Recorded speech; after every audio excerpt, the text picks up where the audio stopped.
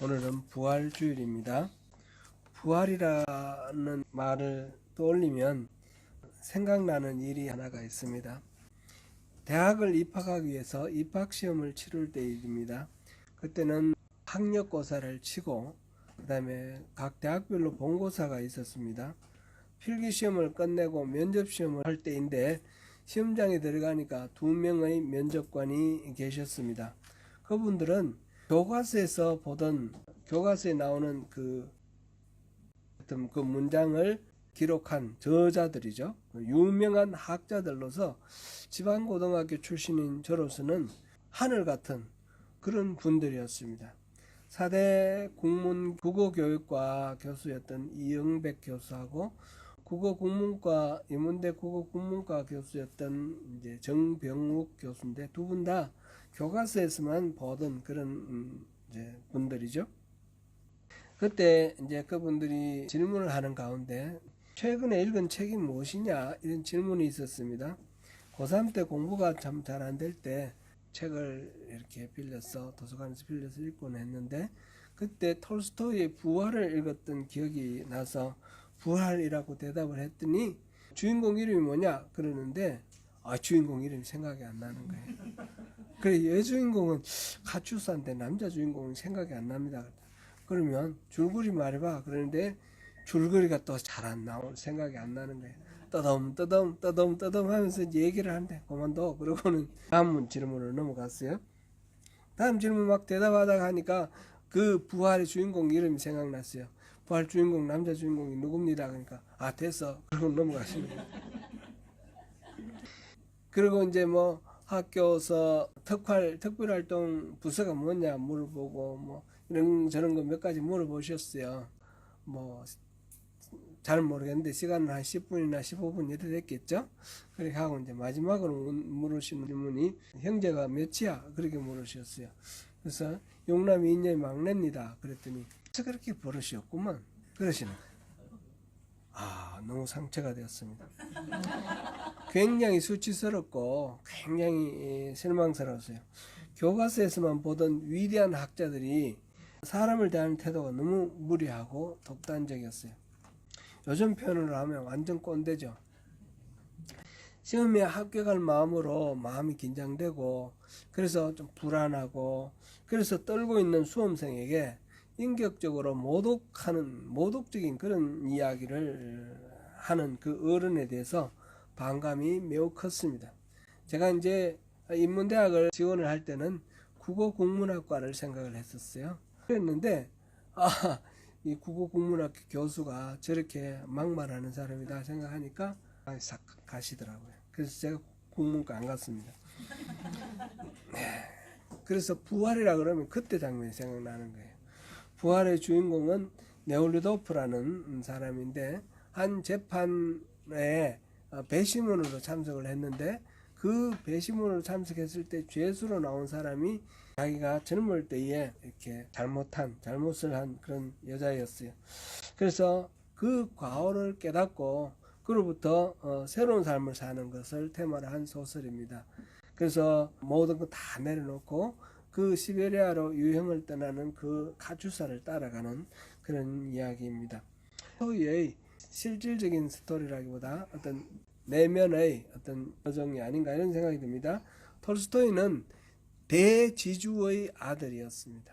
그래서 이 영지가 어마어마한 따지고 보면 경상도, 전라도 이만한 그런 땅을 가지고 있었던 사람이에요. 근데 나중에 예수를 깊이 만나고 난 뒤에 그 땅을 다 소작인들, 농노들에게 다 나눠주고 본인은 한 푼도 없이 나중에는 그 무일푼으로 어느 시골 역에서 죽었습니다.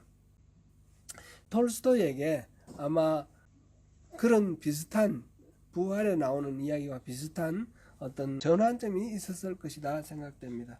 톨스토이의 작품들은 다 보면 이 사람이 참 기독교인이구나, 진짜 기독교인이구나 그런 생각이 들 때가 많습니다. 제가 이제 사람은 무엇으로 사는가라든지 몇 가지 톨스토이 단편을 들고 여러분들께 말씀을 소개해 드린 적이 있는데 참고로 여기 제가 가지고 있던 세계문학 전집하고 한국문학 전집, 이거 오래된 거죠. 한 40년 전에 나온 거죠.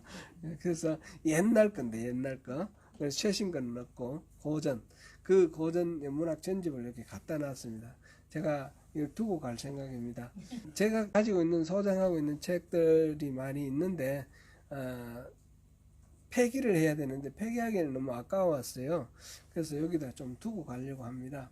보고 나중에 뭐 필요 없다 하면 나중에 폐기하시더라도 여기 좀 조금씩 갖다 놓고 여기 좀 두고 가려고 그러는데, 그 중에 문학 전집이 있는데 그래서 한번 읽으시는 것도 뭐 혹시 필요하시면 좋으실 것 같아요. 부활절을 맞이해서 예수의 부활과 우리의 부활은 어떤 상관관계가 있는지 함께 우리 살펴보도록 하겠습니다. 안식 후 첫날 새벽이 되었습니다. 예수님이 돌아가신 후 곧 안식일이 바로 시작되었기 때문에 예수님의 시신에 향품과 향유를 바를 시간이 없었습니다. 급하게 그냥 세마포에 감아서 그냥 시신을 이렇게 무덤 속에 안치하였습니다. 안식일은 금요일 저녁 해질 때부터 그 다음에 다음날 해질 때까지입니다. 목요일 밤에 최후의 만찬을 하시고, 그리고 제자들의 발도 씻어 주시고, 그러면서 마지막 제자들과 대화를 나누시고, 그 다음 겟세마네 동산에 가서 한 그 자정 무렵 이럴 때는 기도를 하셨겠죠. 기도를 하시고 새벽, 아주 이른 새벽에 말하자면 제사장이 보낸 그 군사들에 의해서 예수님이 겟세마네 동산에서 체포되었습니다. 그리고는 그 새벽에 계속해서 대제사장 앞에서 산헤드린 공회의 재판을 받았고, 그 다음에 빌라도, 로마 총독 빌라도에게 또 재판을 받았고, 또 이야기하다가 예수님이 출신이 갈릴리라는 이야기를 듣고, 마침 갈릴리 분봉왕 헤롯 안티파스가 그곳에 있었기 때문에 안티파스에게도 보내가지고 또 재판을 받았습니다. 이렇게 새벽 내내 재판을 받고 아침 6시에 빌라도가 사형을 말하자면 언도를 하고 사형 집행을 맡겼습니다. 허락하였습니다. 새벽 6시부터는 이제 십자가를 지고 골고다 언덕까지 가는 그 과정이 있었고요. 그리고 아침 9시에 십자가에 달리셨습니다. 아침 9시부터 오후 3시까지 십자가에 달려 계셨는데, 정오부터 오후 3시에 이르기까지는 온 세상이 빛을 잃고 깜깜해진 그런 상황으로 한 3시간을 지나갔습니다. 그리고 오후 3시쯤 예수님은 숨이 끊어지셨습니다. 한 오후 6시쯤 해가 지니까 6시쯤 안식일이 시작됩니다. 3시부터 6시 사이 이 짧은 시간 안에 이제 예수님이 돌아가신 것을 확인하고, 아리마대 사람 요셉이라는 사람이 이 산헤드린 의원이었는데, 이 사람이 이제 빌라도에게 예수님의 시신을 내어달라 그렇게 요청을 하고, 보통 십자가에 달려서 숨이 끊어지기까지는 뭐 일주일이 걸리기도 하고 최소한 며칠은 걸립니다. 그런데 6시간 만에 숨이 끊어졌다 그러니까 빌라도가 믿지 못하고 그 백부장에게 확인을 시키고, 그것을 확인한 후에 아리마대 요셉에게 내어줍니다. 그러느라고 시간도 많이 흘렀겠죠. 그러니까 요셉은 자기가 나중에 묻히기 위해서 준비해놨던 그 새 무덤에 예수님을 세마포로 감아서 이렇게 시신을 안치하였습니다. 갈릴리에서부터 예수님을 따라왔던 여인들은 이제 안식일이 지나기만 기다렸습니다. 안식일이 지나면 예수님의 그 시신에 향품도 바르고 향료도 바르고 그렇게 마지막 장례의 예절을 갖추기 위해서 그렇게 기다렸습니다. 안식일이 지나고 동이 트자마자 여인들은 준비한 향품을 가지고 예수님의 무덤을 향해 발걸음을 재촉했습니다. 이 여인들은 정말 예수님을 사랑했던 사람들입니다. 그렇지 않았다면 예수님이 돌아가신 마당에 그렇게 꼭두 새벽부터 무덤까지 찾아가지는 않았을 것입니다. 공개적으로 십자가 처형을 당한 예수님, 그 예수님을 돌보는 것 자체가 어떤 위험이 있을지 모르는 그런 것입니다. 그런 위험을 감수하고 그들이 예수님께 갔습니다. 그들이 예수님께 더 이상 기대할 건 없었죠. 예수님 이미 숨지셨으니까. 그럼에도 불구하고 그들은 돌아가신 예수님 곁을 떠나지 아니하고 그렇게 예수님을 마지막을 이렇게 향품을 바르고 이렇게 보내드리려고 했습니다. 그 이유는 뭡니까? 예수님을 그만큼 사랑했기 때문입니다. 그만큼 예수님의 은혜에 감사했기 때문입니다. 그 중에는 이름들이 여기 쭉 나와 있죠. 막달라 마리아와 요한나와 야고보의 모친 마리아라, 그리고 또 다른 여자들도 있었다 그랬습니다.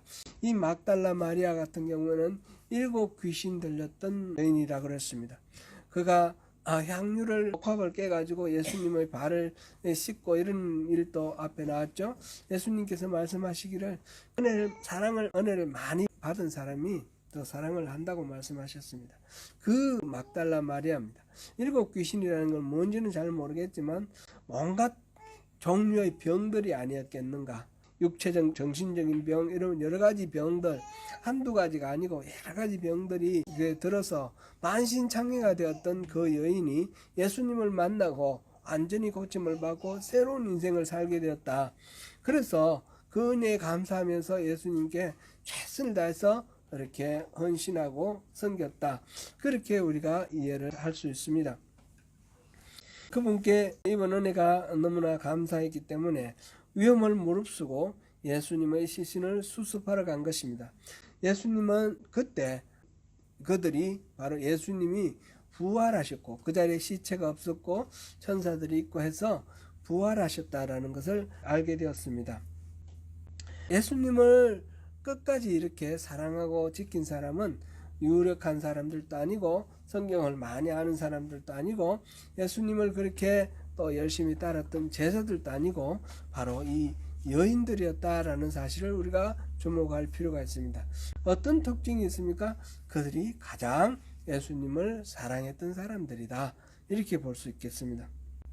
예수님의 무덤을 찾아간 여인들은 예수님의 시신이 아니라 천사들을 만나게 되었습니다. 천사들은 예수님이 이미 자신의 죽음과 부활을 말씀하셨다는 사실을 환기시켜 주셨습니다. 6절 7절에서 그렇죠. 6절 하반부 같이 읽어봅니다. 시작. 갈릴리에 계실 때 너희에게 어떻게 말씀하셨는지를 기억하라. 너무나 중요한 말씀입니다. 예수님이 이미 모든 것을 말씀해 주셨기 때문에 그 말씀을 기억하면 깨달을 수 있는 것입니다. 하나님이 행하시는 일들을 또 이해할 수도 있고 믿음으로 받아들일 수도 있습니다. 기억하라는 동사, 이것에 주목해야 합니다. 기억은 반드시 기억할 수 있는 재료, 대상이 있고 또 근거가 있어야만 가능합니다. 이 여인들이 예수님의 말을 듣지 않았다면 천사가 기억하라 이 말을 할 리는 없죠.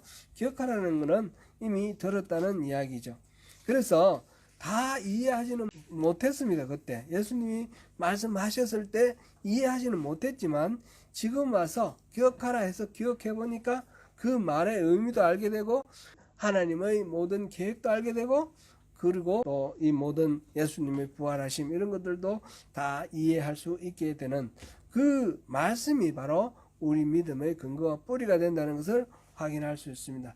예수님이 갈릴리에 계실 때 무슨 말씀을 하셨습니까?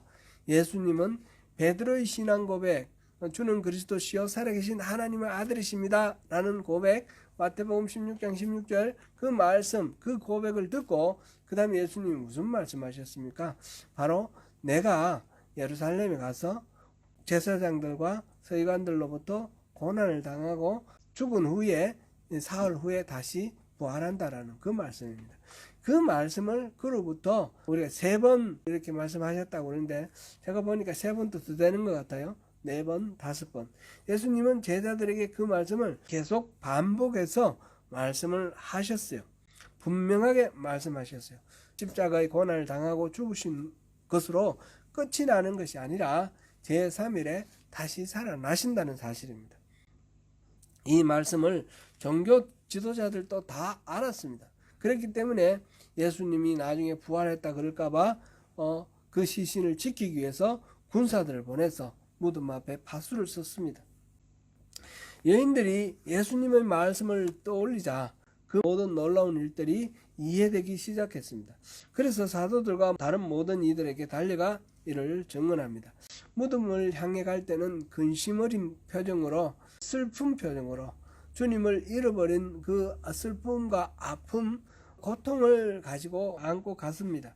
그런데 돌아올 때의 얼굴은 완전히 달라졌습니다. 주님이 살아나셨다는 사실을 알게 되었습니다. 기쁨에 찬 얼굴입니다. 막달라 마리아는 그 동산에서 예수님을 만나게 되었습니다. 그러나 사도들은 믿지 못했습니다. 이 여인들의 이야기를 듣고도 믿지 못했습니다. 여인들의 말을 여기서 보니까 허탄하다, 이렇게 허탄하게 들렸다, 그렇게 표현하고 있습니다. 11절에 사도들은 그들의 말이 허탄한 듯이 들려 믿지 아니하나 이랬습니다. 그나마 베드로는 반신반의하면서 무덤을 향해 달려갔습니다. 요한복음에 따르면 베드로와 함께 또 예수님이 사랑하는 제자도 같이 갔다고 그랬는데 아마 요한일 겁니다. 그 베드로와 요한은 그 무덤까지 달려갔습니다. 가보니까 무덤 안에 예수님은 안 계시고 세마포만 보였습니다. 베드로는 여전히 그저 놀랍게 여기며 집으로 돌아갔다라고 여기 기록하고 있습니다. 왜냐하면 말씀을 기억하지 못했기 때문입니다. 그들의 절망이 그들의 눈과 귀를 가리고 있었습니다. 예수님을 너무나 사랑해서 무덤으로 달려갔던 여인들이 부활의 첫 증인이 되었습니다. 당시 이 사회적인 약자인 이 여인들, 법정에서 증인이 증언을 할 때도 여자들이 증언하는 것은 이 증언으로 채택되지 않았습니다. 그런 상황에, 그런 시대에 이 여인들을, 하나님께서는 이 여인들을 부활의 증인으로 그렇게 삼으셨습니다. 부활하신 예수님은 종교 지도자들이나 유력한 자들이 아니라 자신을 사랑하는 그런 여인들에게 가장 먼저 자신을 보이셨습니다. 예수님을 사랑하는 자들이 예수님을 볼 수 있습니다. 빈 무덤과 천사의 정언, 그리고 예수님이 이미 미리 말씀하신 그 말씀들, 이런 것들이 분명한 증거로 있는데도 불구하고 예수님의 제자들조차 부활을 선뜻 믿지 못했습니다. 그럼에도 불구하고 예수님은 포기하지 아니하셨습니다.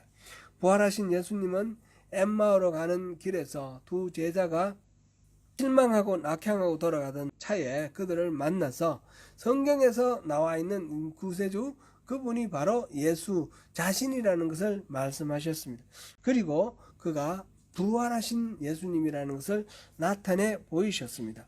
그들은 놀라서 예루살렘으로 돌아와서 제자들을 만나서 부활하신 예수님을 만났다라고 보고를 했습니다. 바로 그 자리에 부활하신 예수님께서 나타나셨습니다. 그리고 제자들을 만나 주셨습니다. 이것이 누가복음 지금 오늘 본문으로 한 12절 이후 13절부터 뒤까지 끝까지 이하의 내용입니다. 요한복음에 따르면 예수님이 제자들을 만나 주신 것은 한 번이 아니라 여러 번이었습니다. 도마 같은 경우는 그 자리에 처음 예수님이 오셨을 때 못 봤기 때문에 믿지 못하겠다 그랬더니 예수님께서 다시 찾아오셔서 그 도마가 말한 대로 손에 있는 못자국, 옆구리에 있는 창자국에 손을 넣어 보아라, 이렇게 말씀하시기도 하셨습니다. 같이 식사도 하셨습니다. 그래서 그 제자들을 다 부활의 증인으로 삼으셨습니다. 예수님은 자신을 사랑해서 무덤으로 달려갔던 여인들을 먼저 만나 주셨고, 자신이 사랑하신 제자들을 몇 번이고 찾아와 주시고 주님의 양을 맡아서 치도록 위임하시기까지 하셨습니다. 이 이야기를 이 성경을 통해서 읽고 듣고 있는 우리들에게 예수님의 부활은 어떤 의미를 갖습니까? 부활하신 예수님은 우리들을 또한 만나 주시고 우리들의 삶 가운데 함께 하십니다. 예수님의 부활은 톨스토이의 생각처럼 우리를 새롭게 태어나서 새로운 인생을 살게 합니다. 이 경우에는 우리가 거듭남, rebirth, born again 이런 표현으로 말할 수 있습니다. 예수님께서 니고데모와 대화를 하면서 이렇게 말씀하셨습니다. 요한복음 3장 3절에서 7절까지입니다. 우리 같이 한번 읽어보겠습니다. 예수께서 대답하여 이르시되 진실로 진실로 내게 이르노니 사람이 거듭나지 아니하면 하나님의 나라를 볼 수 없느니라. 니고데모가 이르되 사람이 늙으면 어떻게 날 수 있사옵나이까? 두 번째 모태에 들어갔다가 날 수 있사옵나이까? 예수께서 대답하시되 진실로 진실로 내게 이르노니 사람이 물과 성령으로 나지 아니하면 하나님의 나라에 들어갈 수 없느니라. 육으로 난 것은 육이요 영으로 난 것은 영이니 내가 네게 거듭나야 하겠다 하는 말을 놀랍게 여기지 말라. 아멘. 거듭난다라는 말은 원래 그 문자의 의미, 본래 어원에 따르면 위로부터 태어난다. 위로부터, 하늘로부터 이렇게 새로운 생명을 부여받는다. 그런 의미입니다. 즉 하나님으로부터 영적으로 새로운 생명을 받는다는 뜻입니다. 우리는 본질적으로 죄인입니다. 거듭나지 않으면 죄에서 벗어날 수가 없습니다. 예수님의 부활이 살아있는 우리에게는 거듭남으로 현실화됩니다. 우리가 예수를 구주로 또 주님으로 인정하고 받아들일 때에 곧 위로부터 하나님의 영으로 다시 나게 될 때에 그렇게 거듭난 사람은 작은 예수로 살 수 있습니다. 잘 아시는 성경 말씀 갈라디아 2장 20절 말씀 우리 같이 한번 읽어보겠습니다. 내가 그리스도와 함께 십자가에 못 박혔나니 그런즉 이제는 내가 사는 것이 아니요 오직 내 안에 그리스도께서 사시는 것이라.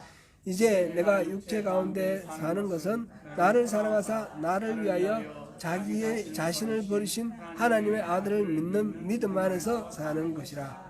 자기를 부인하고 십자가를 지고 주님을 따르면 내 안에 주님이 와서 계시고 내 안에 계시는 주님이 내 말과 내 행동을 통해 드러나게 된다라는 그런 의미입니다. 내 삶이 작은 예수의 삶이 되는 것입니다. 삶에서 예수의 삶을 드러내며 사는 사람이 바로 예수 부활의 증인입니다. 톨스토이의 삶이 바로 예수 부활의 증거다. 저는 그렇게 생각합니다. 이렇게 살아있을 때 작은 예수로 사는 사람이 예수님이 다시 오실 때 그때 다시 부활하여서 영원한 생명을 얻고 주님과 함께 영원히 함께 살 수 있을 것입니다. 사랑하는 성도 여러분, 사랑하는 자가 부활하신 예수를 먼저 만났다라는 사실을 기억하시면 좋겠습니다. 예수님의 사랑이 제자들로 하여금 부활의 증인이 되게 하였습니다. 이 두 사건 속에서 중요한 것은 예수님이 미리 말씀하셨던 그 말씀을 묵상하고 그것을 기억하고 그것을 깨닫는 것이 바로 예수님의 그 부활에 대한 이해를 하게 되는 징검다리가 되었습니다. 거듭남으로 죄의 본성을 지닌 옛사람을 버리고 위로부터 하나님의 영으로 거듭나 부활하신 예수님을 마음에 모시고 작은 예수로 예수님의 말과 예수님의 행동을 하는 삶을 살아갈 때에 그럴 때에 바로 우리의 삶이 부활의 증인으로의 삶이 됩니다.